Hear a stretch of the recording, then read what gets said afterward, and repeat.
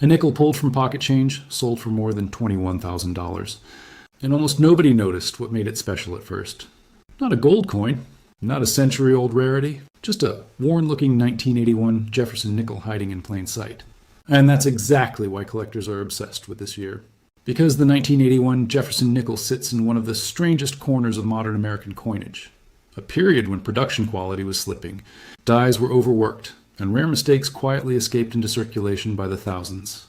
Most people spend these coins without a second glance, but a few tiny details can turn an ordinary 5-cent piece into a serious payday. Today, we're breaking down the hidden world of the 1981 Jefferson Nickel, the minting process, the rare errors, and the specific features that can send values exploding from 5 cents to thousands of dollars. And the final error we'll cover is the one experts still search bankrolls for today. Let's get into it. Back in 1981, the United States was going through economic pressure, inflation worries, and rising metal costs. The mint was producing coins at massive speed just to keep up with circulation demand.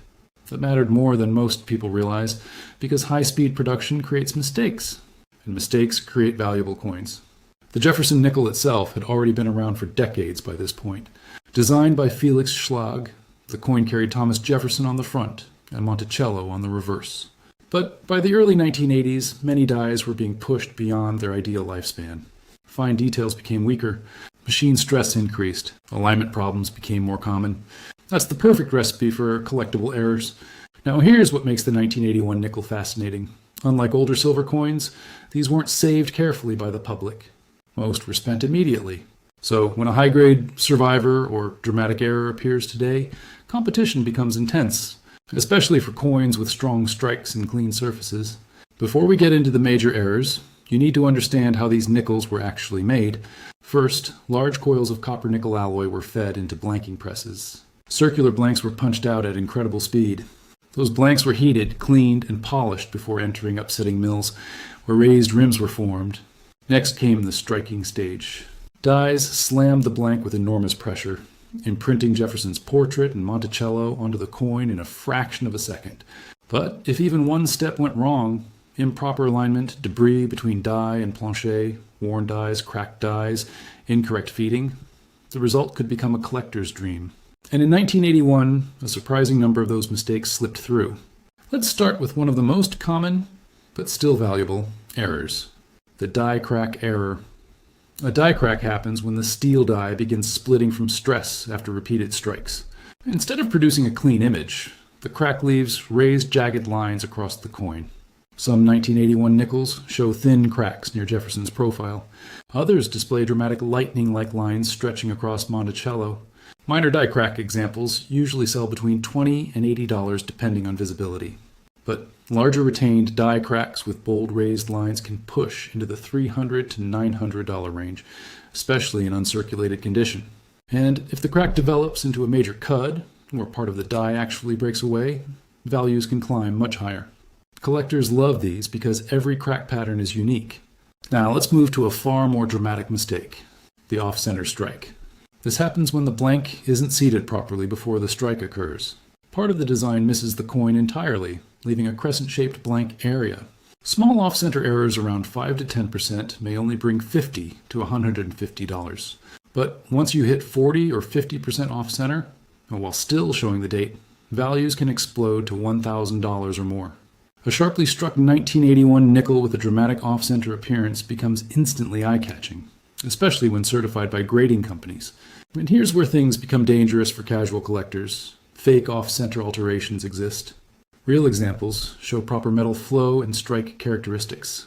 Altered pieces usually look cut or damaged rather than genuinely misaligned during minting. Next comes one of the most famous categories in American coin collecting, the double die. Not machine doubling, not damage. A true double die forms during die creation itself. Portions of the design appear doubled because the die received misaligned impressions during manufacturing.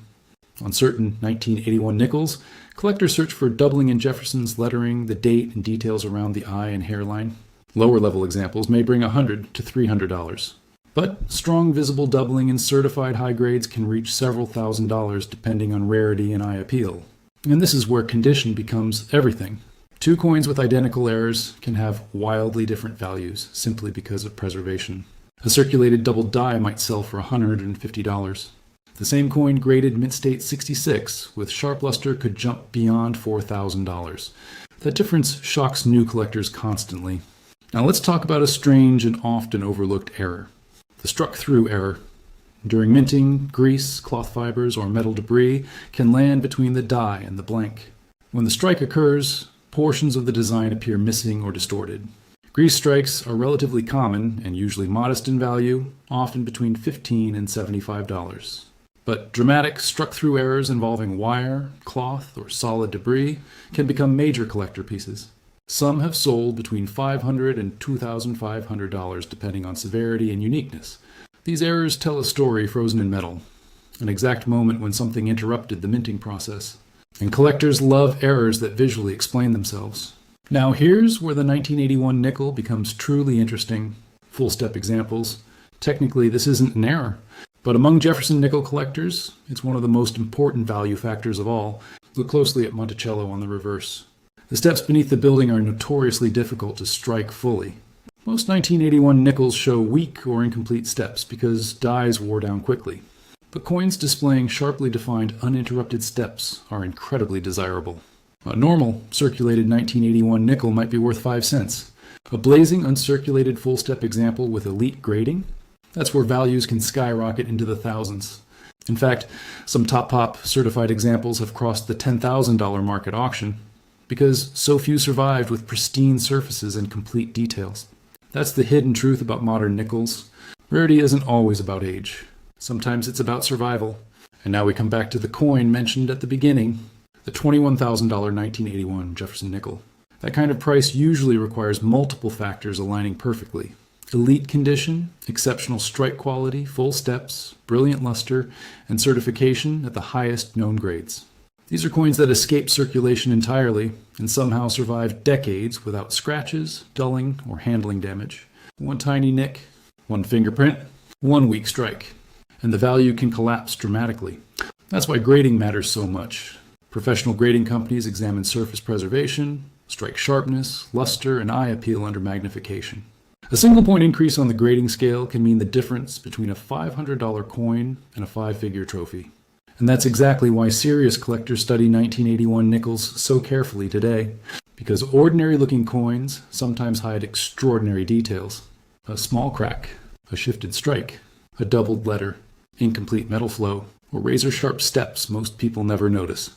Every one of those details can completely change the story and the value of the coin in your hand. So the next time you see a 1981 Jefferson nickel sitting in change, don't ignore it too quickly. You might be holding a coin produced during one of the most chaotic minting periods of the modern era. And somewhere out there, another 5-cent piece is still waiting to reveal why it's worth tens of thousands of dollars. A Jefferson nickel pulled from an ordinary-looking coin jar sold for more than $61,000, and at first glance, it didn't even look special. No gold, no silver, just a dark-toned 1948 nickel with strange surfaces and razor-sharp detail that almost got spent like pocket change. But collectors saw something hidden in plain sight, and once the bidding started, the price exploded. Today, we're diving into the mysterious world of the 1948 Jefferson nickel, one of the most underestimated coins in post-war America. And if you think all old nickels are worth 5 cents, this story is about to change your mind completely. Before we get into the rare errors and hidden jackpots, you need to understand why 1948 nickels have such a strange reputation among collectors. America was still adjusting after World War II. Factories that once produced wartime materials were shifting back into consumer production. Metal demand was unstable.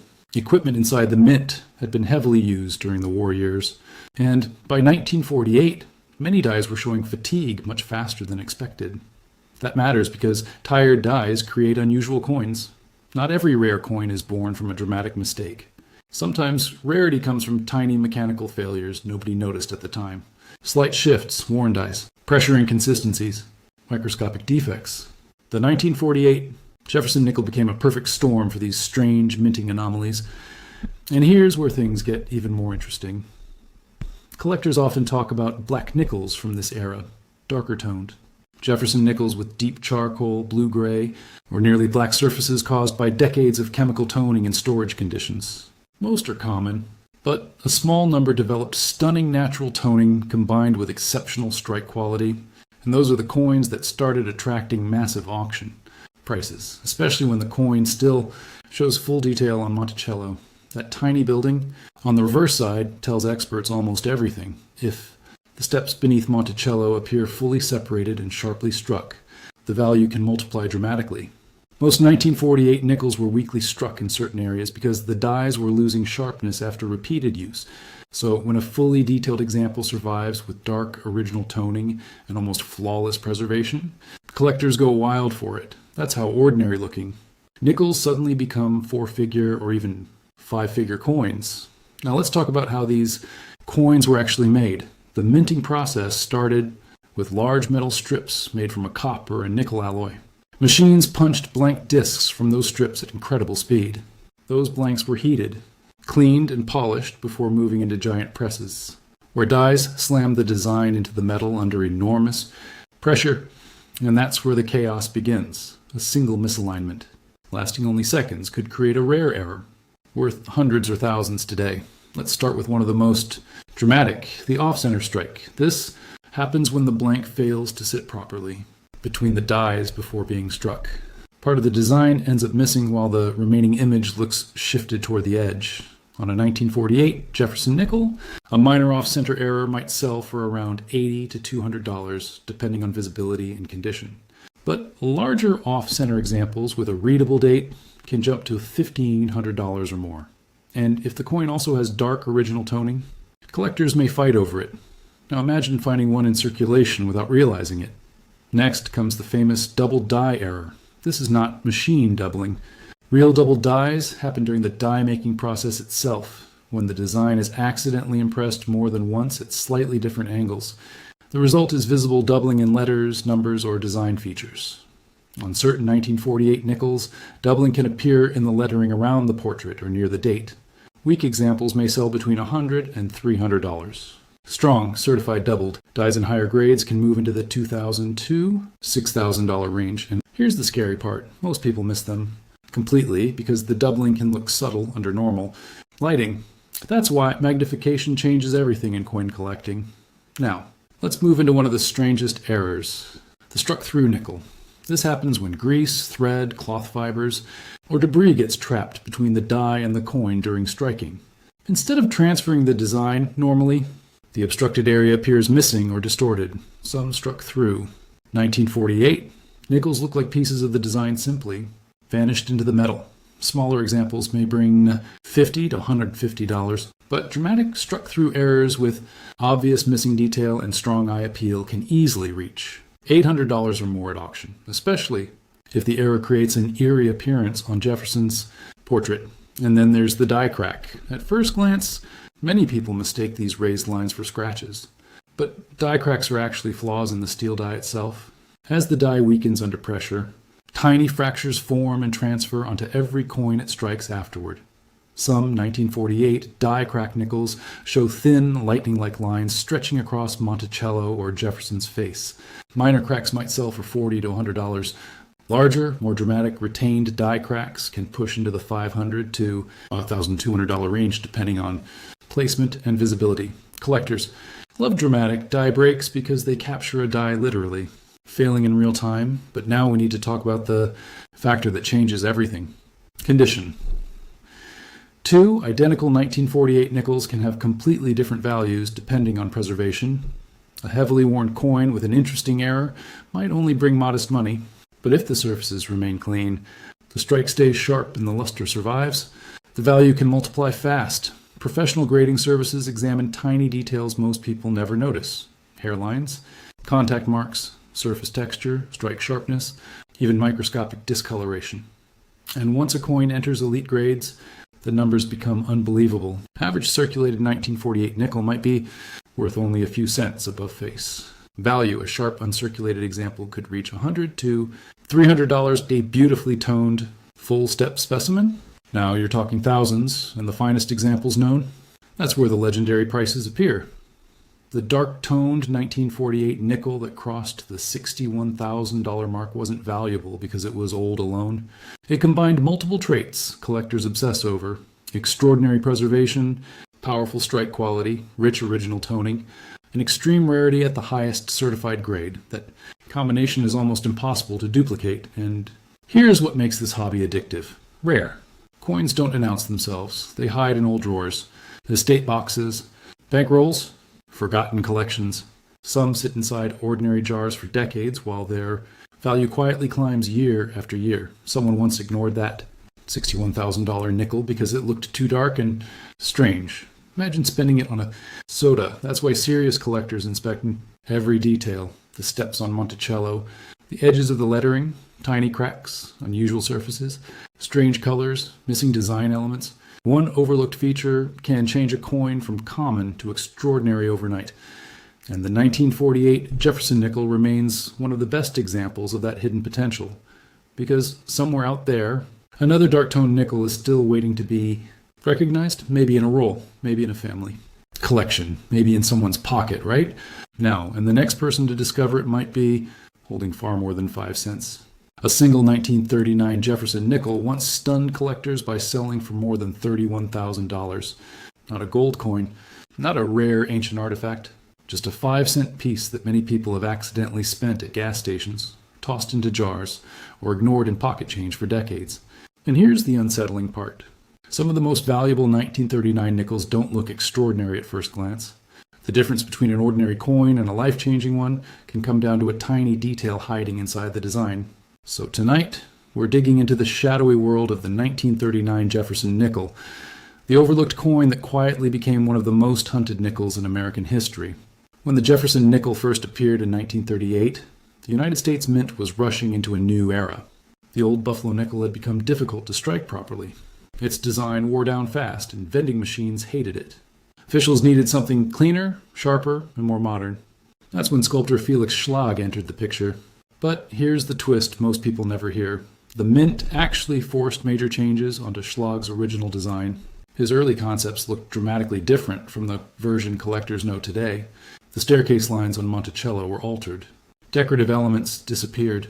Even the lettering was rearranged before production began. So by 1939, the Jefferson nickel was still essentially a young experiment. Mint workers were adjusting pressure levels, die spacing, and production techniques almost on the fly. And that instability created exactly the kind of mistakes collectors dream about today. Now add something else into the mix. America was still climbing out of the Great Depression. Coins circulated heavily. Most nickels from this period were used hard, scratched up, and worn nearly flat. That means pristine survivors are incredibly scarce. And scarcity changes everything. Before we get into the famous errors, you need to understand how these nickels were actually made. Production started with giant metal strips made from a copper and nickel alloy. Blanks were punched out at high speed, heated in furnaces to soften the metal, then cleaned and polished before striking. After that, the blank entered the coining press between two engraved dies. Tons of pressure slammed the design into the metal in a split second. But in 1939, presses weren't perfectly calibrated all the time. Dies cracked, alignment shifted, grease clogged details, metal fragments slipped into machinery. Sometimes the plancher itself moved during the strike. Most flawed coins were destroyed before leaving the mint. Some escaped anyway. And those survivors are now worth shocking amounts. Let's start with one of the most famous, the 1939 double die reverse. This is the error that transformed the 1939 Jefferson nickel into a collector legend. On these coins, parts of the lettering on the reverse appear doubled because the die itself received a slightly misaligned impression during creation. The strongest doubling usually appears around inscriptions near Monticello. At first glance, inexperienced collectors often mistake it for simple blur or wear. But genuine doubled dies have crisp separation in the letters. Lower grade examples can still sell for around $150 to $500. Sharper uncirculated examples often climb into the $2,000 to $6,000 range. And elite specimens with exceptional surfaces and strong detail have crossed into five-figure territory at auction. That's where those shocking headlines begin. Now let's talk about die cracks. This error sounds minor, but advanced collectors pay serious money for dramatic examples. As dies aged under relentless pressure, fractures formed inside the steel.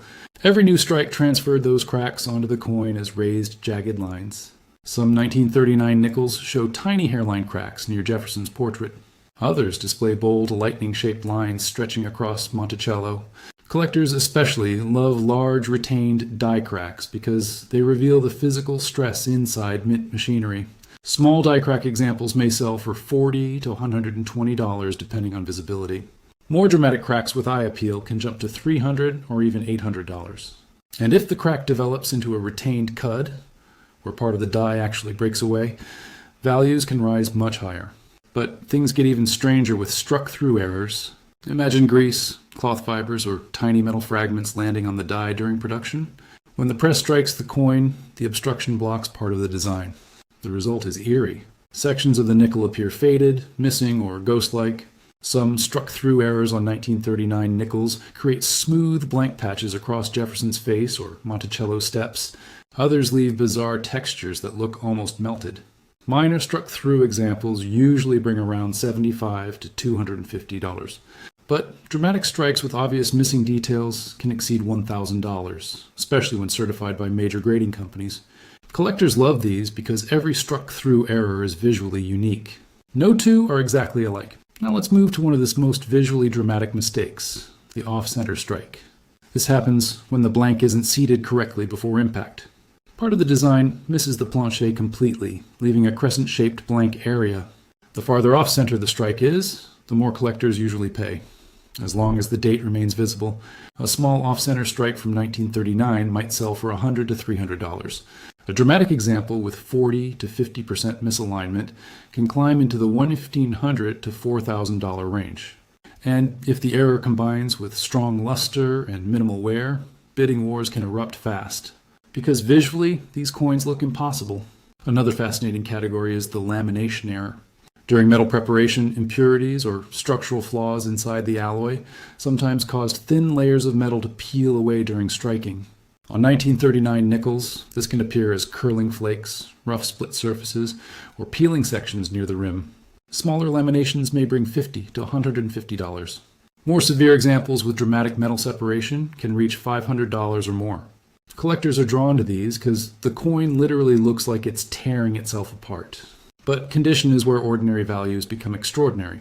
Two identical 1939 nickels can have wildly different prices depending on preservation. A heavily worn coin with dull surfaces may only sell for a few dollars. But if that same coin survives with blazing mint luster, sharp steps on Monticello, and almost no contact marks, the value multiplies aggressively. Grading services examine tiny details under magnification, surface preservation, strike sharpness, luster quality, hairline scratches, even small discoloration spots. And then there's the famous full steps designation. If the steps of Monticello appear fully separated and sharply struck, collectors pay enormous premiums because these details wore down quickly during production. A regular 1939 nickel, in average, circulated condition, might sell for under $20. But a sharply struck full steps example in elite mint state condition can leap into the thousands. That's why serious collectors inspect every detail obsessively. One tiny line can change everything. And here's the part that keeps treasure hunters searching through old jars and inherited collections to this day. Many valuable 1939 Jefferson nickels still go unnoticed, not because they're hidden in museums, but because people don't know what they're looking at. A doubled letter, a faint crack, an unusual texture, a slight off-center strike. Tiny abnormalities most people ignore can completely transform the value of a simple 5-cent coin. Which means somewhere tonight, a forgotten 1939 nickel could still be sitting inside a drawer, an old coffee can, or a family coin album, quietly waiting for someone to recognize what everyone else missed.